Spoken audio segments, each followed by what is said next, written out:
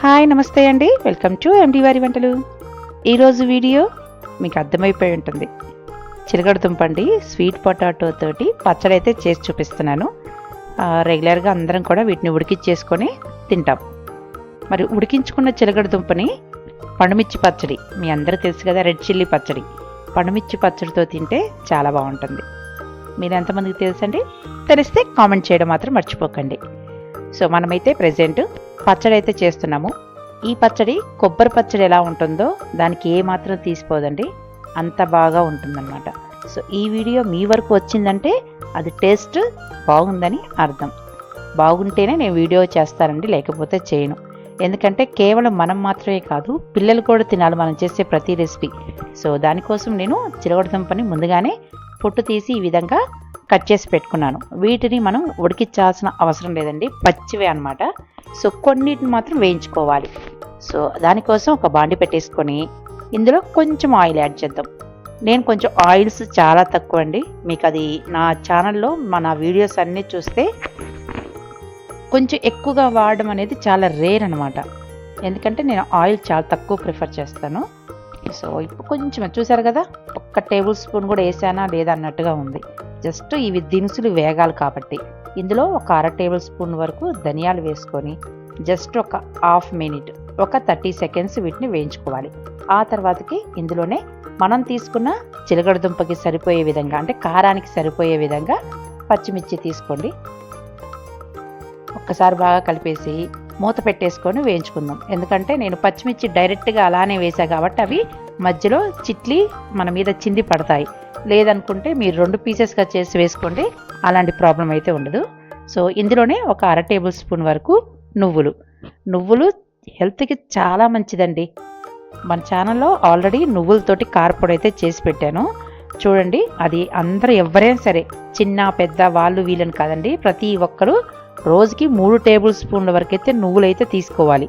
So దానికోసం నేను పొడి చేసి పెట్టాను మన ఛానల్లో. సో అది చూసి మీరు కూడా తయారు చేసుకోండి. సో మనకి పచ్చిమిర్చి, ధనియాలు, నువ్వులు అన్నీ వేగిపోయాయి.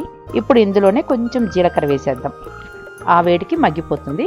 ఇప్పుడు ఒక మిక్సీ జార్ తీసుకొని ఇందులో మనం ఆల్రెడీ కట్ చేసి పెట్టుకున్న చిలకడదుంప, కొంచెం చింతపండు, చాలా అంటే చాలా కొంచెం తక్కువ, అదేవిధంగా ఒక 4-5 వెల్లుల్లి రెబ్బలు, మీ టేస్ట్ సరిపోయే విధంగా సాల్ట్, జీలకర్ర వేసుకుంటే ఇందులోనే వేసుకోవచ్చండి, లేదంటే పచ్చిమిర్చి అవి వేయించుకున్నప్పుడు వేసుకున్నా సరిపోతుంది.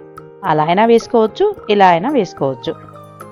ఇప్పుడు ఇదే మిక్సీ జార్లో మనం ముందుగా వేయించి పెట్టుకున్న ధనియాలు, నువ్వులు, పచ్చిమిర్చి వీటిని కూడా యాడ్ చేసేసుకోవాలి. యాడ్ చేసుకొని కొంచెం వాటర్ యాడ్ చేసుకొని మనం మిక్సీ పట్టుకోవాలి.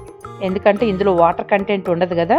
సో మనం కొబ్బరి పచ్చడికి ఏ విధంగా అయితే వాటర్ యాడ్ చేస్తామో సేమ్ అదే విధంగా కొద్దిగా వాటర్ యాడ్ చేసుకొని, లూజ్గా వద్దండి, అంటే జారుడుగా కాకుండా కొంచెం గట్టిగా, పచ్చడి కన్సిస్టెన్సీ కోసం. కొబ్బరి పచ్చడి అందరికీ ఐడియా ఉంది కదా, సేమ్ యాస్టీస్గా అలానే కొంచెం వాటర్ యాడ్ చేసుకొని మనం, మీకు కావాలంటే బరగ్గా అంటే కోర్సుగా అయినా రుబ్బుకోండి, లేదా మెత్తగా కావాలంటే మెత్తగా అయినా రుబ్బేసుకోవచ్చు. అంతేనండి, మనకు ఎంతో టేస్టీగా ఉండే చిలకడదుంప పచ్చడి అయితే రెడీ అయిపోయింది. సో ఇప్పుడైతే మనం పోపు పెట్టేసుకుందాం. తాలింపు కోసం సేమ్ 1 టేబుల్ స్పూన్ వరకు ఆయిల్ వేసుకుందాం. ఈ ఆయిల్ కూడా చెప్పాను కదా, నేను పోపు దినుసులు వేగడం కోసం మాత్రమే వేసుకుంటాను.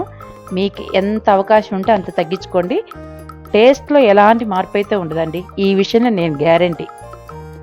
సో ఇప్పుడు అదే ఆయిల్లో జీలకర్ర, ఆవాలు, మినప్పప్పు, రెడ్ చిల్లీ ఇవన్నీ వేసుకొని చక్కగా వేయించుకుందాం.